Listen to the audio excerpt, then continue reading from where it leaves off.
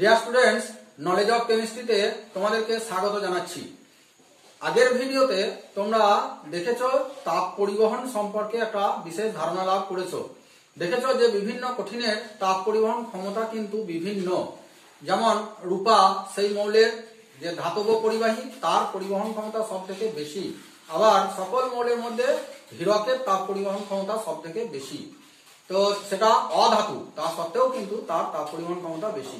তাহলে তোমরা বুঝতেই পারছো বিভিন্ন মৌলের তাপ পরিবহনের ক্ষমতা বিভিন্ন। সেই বিশেষ যে রাশি আছে, সেই রাশিটাকে আমরা আজকে তাপ পরিবাহিতাঙ্ক এর সাহায্যে ব্যাখ্যা করব। কিভাবে ব্যাখ্যা করব দেখো, যে বলতে চাইছি যে কোনো পদার্থের মধ্য দিয়ে যে তাপ পরিবহনের যে ক্ষমতা বা ধর্ম, তাকেই কিন্তু আমরা তাপ পরিবাহিতা বলে জেনে আসছি বা জানতে পারবো। তাপ পরিবাহিতা অর্থাৎ কোনো মৌলের বা কোনো পদার্থের মধ্য দিয়ে কতটা তাপ পরিবহন হচ্ছে সেটা কিন্তু সবার ক্ষেত্রে সমান নয়। তার কারণ বিভিন্ন পদার্থের তাপ পরিবাহিতাঙ্ক বিভিন্ন। সেটা তোমরা একটা সারণী দেবো, সেই সারণীতে দেখতে পাবে যে বিভিন্ন পদার্থের তাপ পরিবাহিতাঙ্কের মান বিভিন্ন হয় এবং তার একক, সেই এককের ভিত্তিতে তোমরা এটাকে তুলনা করতে পারবে।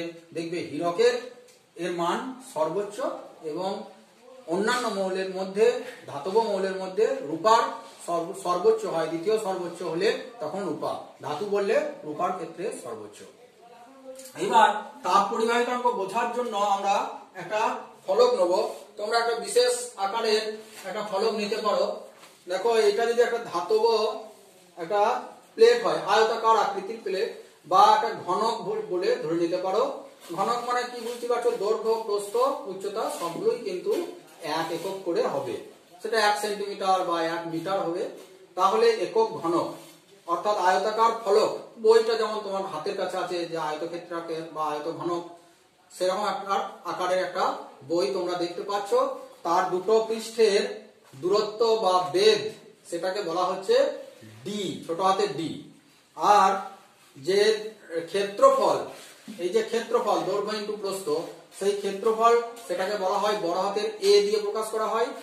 এবং প্রস্থের ক্ষেত্রফল তাহলে এ, এবং দুই প্রান্তের উষ্ণতা, ধরো বাম দিক থেকে, আমার এটা বাম দিক, এই বাম প্রান্ত থেকে ডান প্রান্তের দিকে যখন তাপের প্রবাহ হবে, তাপের প্রবাহের জন্য কি হয়? তাহলে বেশি উষ্ণতা থেকে কম উষ্ণতায় যায়। তাহলে বাম প্রান্তের উষ্ণতা যদি θ1 ধরা হয় আর ডান দিকের উষ্ণতা যদি θ2 ধরা হয়, তাহলে উষ্ণতার পার্থক্য হচ্ছে θ1 মাইনাস θ2। আর সময়, কত সময় ধরে তাপের পরিবহন হচ্ছে, সেটাকে ছোট হাতের টি ধরা হয়। তাহলে কতটা তাপ পরিবহন হয় তাকে আমরা কিউ আকারে লিখতে পারি। তাহলে যদি কিউ লেখা হয়, তাহলে কি কি বিষয়ের উপর নির্ভর করবে? এই যে তাপ পরিবহন কিউ, সেটা নির্ভর করছে, 1 নম্বর বললাম যে বেধ, এর যে বেধ কতটা মোটা, সেটা হচ্ছে ডি। তাহলে যত ডি বেশি হবে তত কিন্তু পরিবহন ক্ষমতা কমে যাবে, অর্থাৎ কিউ ভ্যারিজাস 1/d। যদি দেখো প্রস্থচ্ছেদের ক্ষেত্রফল বেশি হয়, ক্ষেত্রফল বাড়িয়ে দিলে নিশ্চয় তাপের পরিবহনটাও বেড়ে যাবে, তাহলে কিউ ভ্যারিজাস এ। আবার যদি সময় বাড়িয়ে দাও, তাহলে তাপের পরিবহনটা বেড়ে যাবে, কিউ ভ্যারিজাস টি। আর যদি উষ্ণতার পার্থক্য বেড়ে যায়, তাহলে আবার তাপের পরিবহনটাও বেড়ে যাবে। তাহলে কিউ ভ্যারিজাস θ1 মাইনাস θ2, যেখানে θ1 গ্রেটার দেন θ2। এটা উষ্ণতা, বাম প্রান্তের উষ্ণতা, সেখান থেকে ডান প্রান্তের দিকে আমরা তাপের পরিবহন ব্যাখ্যা করছি। যেখানে θ1টা বড়, θ2 উষ্ণতাটার মান কম, বেশি থেকে কম উষ্ণতার দিকে তাপের পরিবহন হয়, এটা সকলেই জানো। তাহলে এইগুলোকে যখন সমন্বয় করবো এইগুলোকে, তখন আমরা একত্রে লিখতে পারবো কি কিউ ভ্যারিজাস। দেখো এগুলো গুণ হয়ে যাবে, যৌগিক ভেদ, তখন সব যদি গুণ করে দাও তাহলে এ হবে প্রথমে, তারপরে θ1 মাইনাস θ2 ইন্টু এখানে টি চলে আসবে বাই ডি। এই যে Q into Q varies as A into θ1 minus θ2 into T by D. এইখানে একটা আমরা সমানুপাতিক ধ্রুবক দিয়ে দেবো, সেটা কে। তাহলে K into A into θ1 minus θ2 into T by D. এই যে সম্পর্ক পেলাম, এখান থেকে তাপ পরিবাহিতা সম্পর্কে ধারণা পেয়ে যাব, যেখানে কে টাকে বলা হয় তাপ পরিবাহিতাঙ্ক, তাপ পরিবাহিতাঙ্ক কোএফিসিয়েন্ট। ঠিক আছে, এটা একটা গুণাঙ্ক। তাহলে এই কে এর মানটাকে কিভাবে প্রকাশ করব সেটা আমরা দেখব এবং তার একক সম্পর্কে জানতে পারবো। এবার দেখো যদি কি বসানো হয় এখানে এ সমান অর্থাৎ ক্ষেত্রফল সমান যদি 1 বর্গ সেমি বা বর্গ একক, যদি সিজিএস পদ্ধতি হয় তাহলে সেমি স্কয়ার, যদি এসআই পদ্ধতি হয় তাহলে মিটার স্কয়ার বসাতে পারি।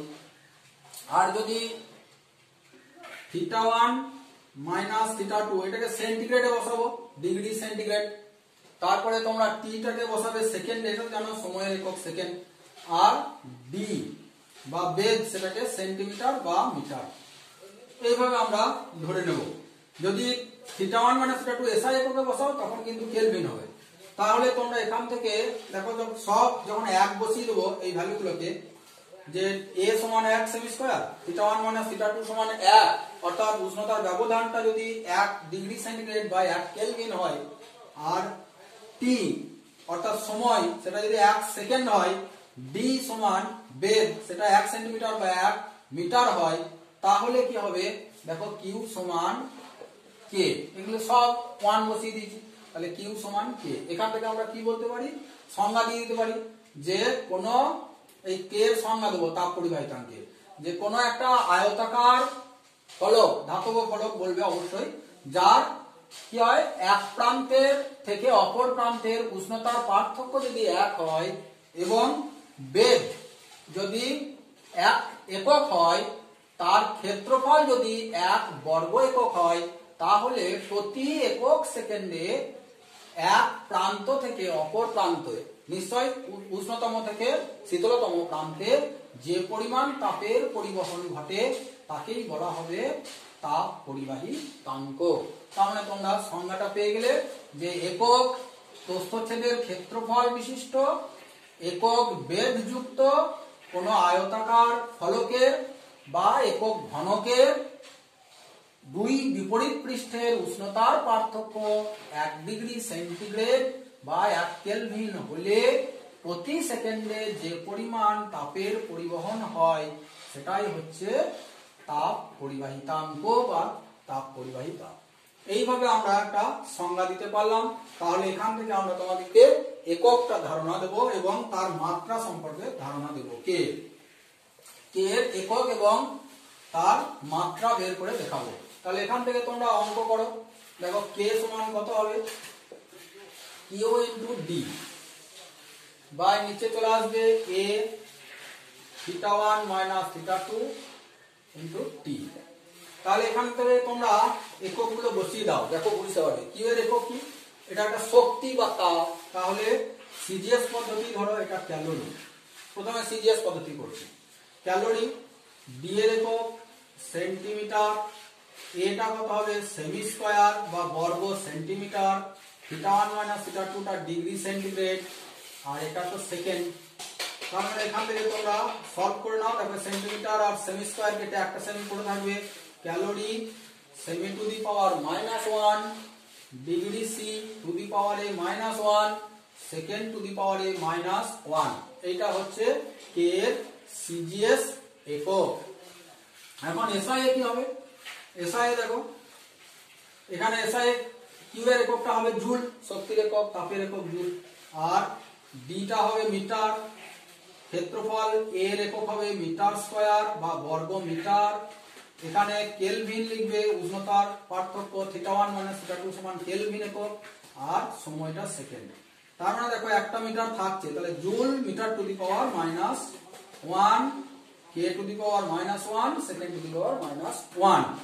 এখন তোমরা জেনেছো joule second to the power -1 বা জুল পার সেকেন্ড, এটাকে আমরা কি বলি ওয়াট। তাহলে এর একক হবে watt. Metre to the power -1, K to the power -1, এই এককটা হচ্ছে এসআই একক। তোমরা যে সারণীটা দেখলে ওই সারণীতে দেখবে লেখা রয়েছে যে রূপার ক্ষেত্রে এর ভ্যালুটা হচ্ছে কে সমান 406 watt, metre to the power -1, K to the power -1। তার মানে কি বোঝো, এরকম একটা কোশ্চেন দিতে পারে, বলবে যে রূপার তাপ পরিবাহিতাঙ্ক 406 watt, metre to the power -1, K to the power -1।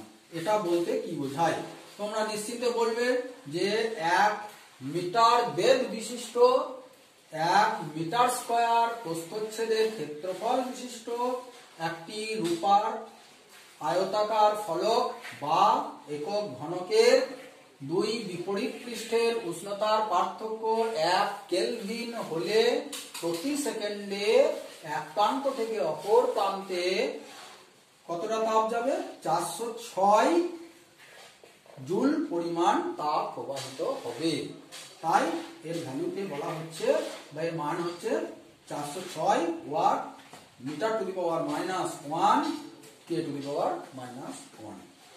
এইভাবে তোমরা তাপ পরিবাহিতাঙ্ক সম্পর্কে তার একক সম্পর্কে জানলে। এখন জানতে পারবে মাত্রা। মাত্রা তোমরা শিখেছো এম, এল, টি, তারপরে তোমাদের থিটা, এই যে রাশিগুলো তার দৈর্ঘ্য, তারপরে তোমাদের উষ্ণতা, তারপরে কি আছে সময়, এই রাশিগুলো মৌলিক যে একক তার সাহায্যে মাত্রাকে আমরা প্রকাশ করে থাকি।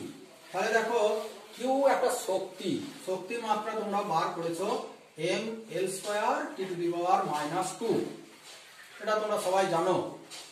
আর ডি এর মাত্রা কি? ডি মানে তো লেন্থ, তাহলে এল, আর এ মানে ক্ষেত্রফল মানে লেন্থ তার স্কয়ার অর্থাৎ দৈর্ঘ্যের স্কয়ার, θ1 - θ2 এটাকে আমরা থিটা দিয়ে প্রকাশ করি মাত্রাটাকে, আর টি অর্থাৎ সময় তাকে ক্যাপিটাল টি দিয়ে এক্সপ্রেস করি। তাহলে এখান থেকে আমরা কিভাবে দেখো বুঝতে পারবো, এল, এই এল স্কয়ার কেটে গেল, তাহলে পড়ে থাকলো এম, আর টিটা উপরে যাবে টি টু দি পাওয়ার -3, তার আগে দেখো এলটা চলে আসছে, তাহলে M L T to the power -3 theta to the power -1, এটাই হচ্ছে মাত্রা। তাহলে কে এর মাত্রা M L T to the power -3 theta to the power -1। এইগুলো ছোট ছোট কোশ্চেন দেয়, তোমরা সলভ করতে পারবে। তাহলে বিভিন্ন রাশির তুলনা করতে পারলে, তাপ পরিবাহিতার তুলনা করতে পারলে, তাদের মাত্রা জানতে পারলে এবং একক জানতে পারলে। এখন তোমাদের যেটা জানাবো, এটা একটা কোশ্চেন দেয় মাধ্যমিকে, যে তাপীয় রোধ, তাপীয় রোধ আমি এটাকে আরটি দিয়ে চিহ্নিত করছি, এবং তড়িৎ রোধ এটাকে আমি আর দিয়ে চিহ্নিত করছি। তোমরা তড়িৎ চ্যাপ্টারে পড়েছো বা পড়বে।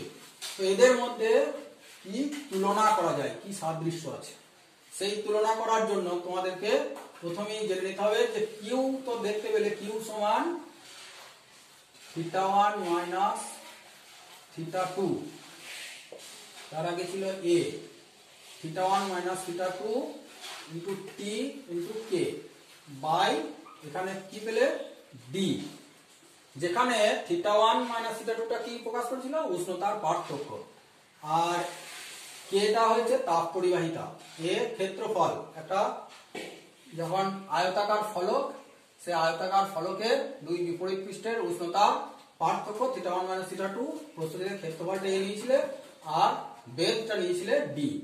তাহলে এটা ছিল কিউ। এখান থেকে আমরা লিখতে পারি এইভাবে যে কিউ বাই টি, মানে টি সেকেন্ডে কিউ পরিমাণ তাপ যায়, তাহলে 1 সেকেন্ডে কতটা তাপ যায় সেটাকে বলা হয় তাপ প্রবাহের হার। তাপ প্রবাহের হার সেটা হচ্ছে কিউ বাই টি। সেটা সমান কত?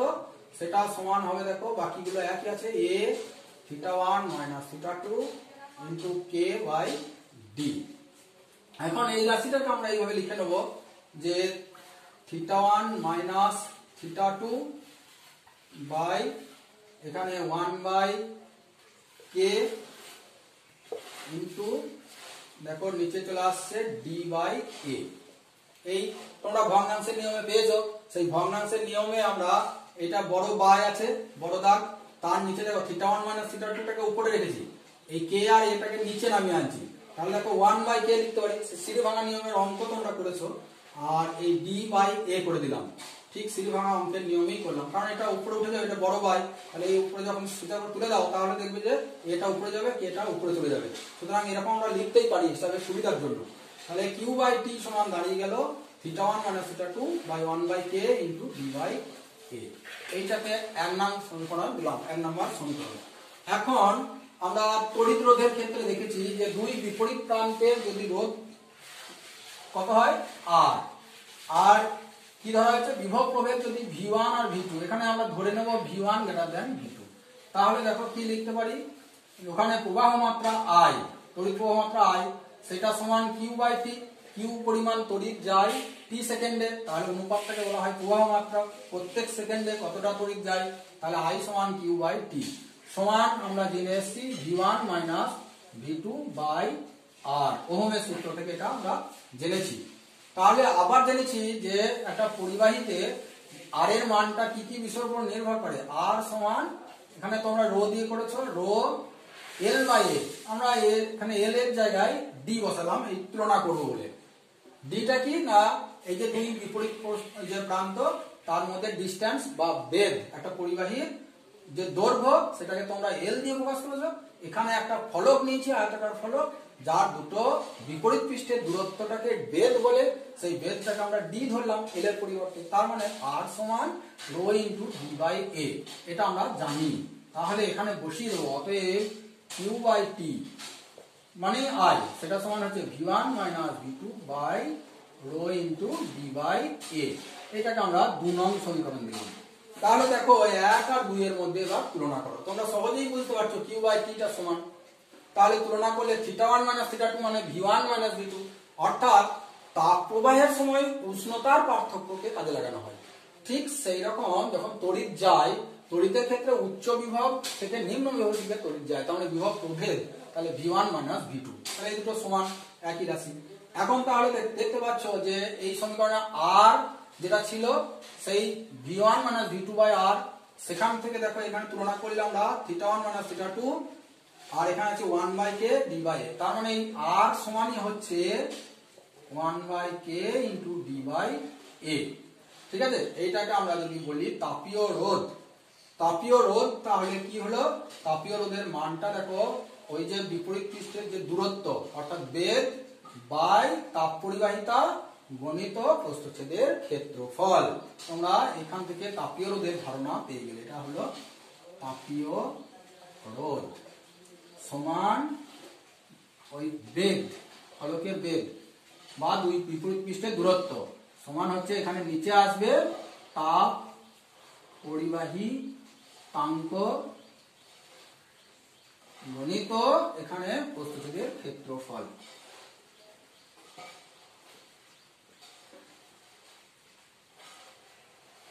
এইভাবে আমরা এটাকে তাপীয় রোধকে ব্যাখ্যা করলাম। এখন আবার তুলনা করো 1 আর 2 নং সমীকরণে। দেখো এখানে রো মানে কি আসছে, রো সমান 1/k, তাহলে এই যে k টাকে বলা হয় তাপ পরিবাহিতাঙ্ক, তাহলে রোটাকে বলা হবে কি, বলা হবে এখানে 1/k, অর্থাৎ তাপীয় রোধাঙ্ক। রো সমান হলো তাপীয় রোধাঙ্ক, তাহলে তাপীয় রোধাঙ্ক সমান কি 1 তাপ পরিবাহিতাঙ্ক। তাহলে একক গুলো চেঞ্জ হবে, এখান থেকে যেমন তাপীয় রোধাঙ্কের একক বলতে পারবে, তাপীয় রোধের এককও তোমরা নিজে নিজে নির্ণয় করে নিতে পারবে। তাপ পরিবাহিতাঙ্কের যে একক তার অনন্যক করে দেবে, যেমন ছিল ওয়াট, এখানে নিচে যদি চলে আসে 1/ওয়াট metre to the power -1 K to the power -1, তাহলে এখানে উপরে উঠে যাবে, তাপীয় রোধাঙ্কের একক হয়ে যাবে watt to the power -1 metre kelvin. এইভাবে তোমরা এককগুলোকে নির্ণয় করতে পারবে বা মাত্রা নির্ণয় করতে পারবে। এখান থেকে অনেক সময় অঙ্ক দেয়, বলে দেয় তাপ পরিবাহিতাঙ্ক এত, যেমন রূপার ক্ষেত্রে 406, তাহলে বলবে তাপীয় রোধাঙ্ক কত, তখন বলবে 1/406। অবশ্যই এককটা লিখবে, নাহলে কিন্তু নাম্বার কেটে দেবে। এইভাবে তোমরা আজকে বিভিন্ন পদার্থের তাপ পরিবাহিতাঙ্ক, তাপীয় রোধের সঙ্গে তড়িৎ রোধের তুলনা এবং তাপীয় রোধাঙ্ক, তাদের একক সবকিছুই আশা করি ভালোভাবেই বুঝলে।